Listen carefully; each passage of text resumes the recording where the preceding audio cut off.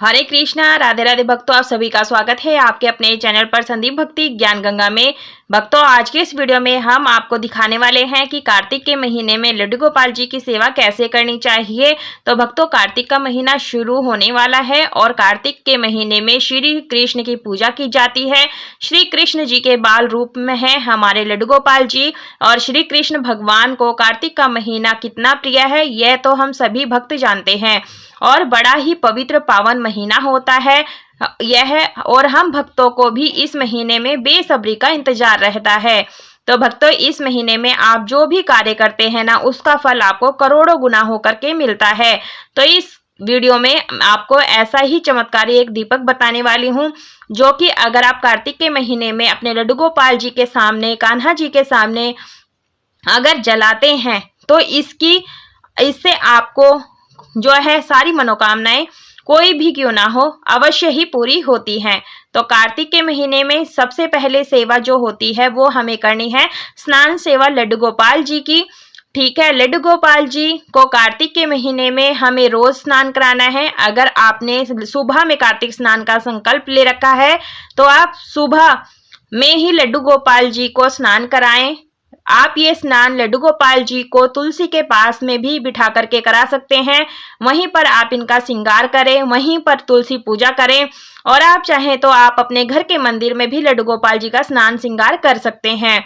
और जिस भी दिन आपको लगे कि मौसम ठंडा है, हमारे लड्डू गोपाल जी को ठंड लग सकती है, ऐसा भाव आपके मन में आता है, तो आप थोड़ा गुनगुना जल करके आप स्नान करा सकते हैं। इत्र की सेवा दे देंगे। जैसे आप लड्डू गोपाल जी को प्रतिदिन जगाते हैं, दूध पिलाते हैं, और उसके थोड़ी देर के बाद में आप स्नान कराएं, तो आप एक बच्चे के रूप में सेवा कर रहे हैं। तो इस तरह से हमारा जो कर्तव्य है, जैसे हम अपने बच्चों की सेवा करते हैं, वैसे ही हमें अपने लड्डू गोपाल जी की भी सेवा करनी है, श्रृंगार करना है। तो देखिए भक्तों, और आप चाहे तो देखिए इस्तेमाल कर सकते हैं, जैसे कि कभी आप अपने पंचामृत से स्नान करा दे। कार्तिक के महीने में जो एकादशी आएगी, जो त्यौहार आएंगे, तो आप इन्हें कच्चे दूध से स्नान कराएं, कभी इन्हें आप गोपी चंदन से स्नान कराएं। इसके अलावा आप उनके जल में गुलाब जल डाल करके या नदी का जल डाल करके आप स्नान करा सकते हैं। तो इस तरह से हमें अलग अलग सेवाएं देनी होती है स्नान की। तो इससे हमारे बाल गोपाल बहुत प्रसन्न होते हैं। तो बस स्नान कराने के बाद में श्रृंगार जरूर से कर दे। सिंहासन पर बिठा सकते हैं या फिर फूलों के आसन पर आप बिठा सकते हैं। अगर आपको लगता है कि इन्हें ठंड लग रही है तो अब आप हल्की सी शॉल अगर निकाल सकते हैं, निकाल करके उड़ा दीजिएगा। और जो चमत्कारी दीपक वो है तुलसी की लकड़ी को हमने यहाँ पर जो है रुई में रख करके लपेट लिया है। इस तरह से आपने लपेट लेना है। और देखिए भक्तों, ये इस तरह से लपेटने से जो ये हमारी मनोकामनाएं होती है ना, जो ये चमत्कारी मैं दीपक बता रही हूँ, आप इससे ही अपनी मनोकामना प्रज्वलित करते समय बोल दीजिएगा, आपकी मनोकामना पूरी हो जाएगी। तो ऐसा हमने आप यहाँ पर देसी घी का दीपक जला सकते हैं या फिर तिल के तेल का भी दीपक जला सकते हैं। सबसे पहले हम यहाँ पर जो है लड्डू गोपाल जी को चंदन रोली से टीका करेंगे। यदि आपके घर में बाल रूप में राधा रानी है तो आप उनका भी सेवा जरूर से करें। और देखिए इसी तरह से हमें पूजन करना होता है। ठीक है भक्तों, देखिए कार्तिक के महीने में ना तो हमें तुलसी उखाड़ना है, और ना ही तुलसी का जो पौधा है कहीं से उखाड़ के अपने घर में नहीं लगाना है, ना ही उनकी लकड़ियों को कहीं से तोड़ना है। तो ये सारे इंतजाम हमें पहले ही करके रखने होते हैं। यदि आपको सूखी लकड़ी टूटी हुई गिरी हुई मिल जाती है तब आप उसका इस्तेमाल कर सकते हैं। तो आप जो तुलसी की लकड़ी है अगर आपके पास हो तो कार्तिक के महीने में आप कान्हा जी के सामने, लड्डू गोपाल जी के सामने या फिर विष्णु भगवान जी के सामने आप अगर एक दीपक का भी अगर नियम लेते हैं ना पूरे कार्तिक के महीने में, तो आप इस तरह से दीपक प्रज्वलित करेंगे। कहते हैं कि आपकी कोई भी मनोकामना हो वह अवश्य ही पूरी हो जाती है।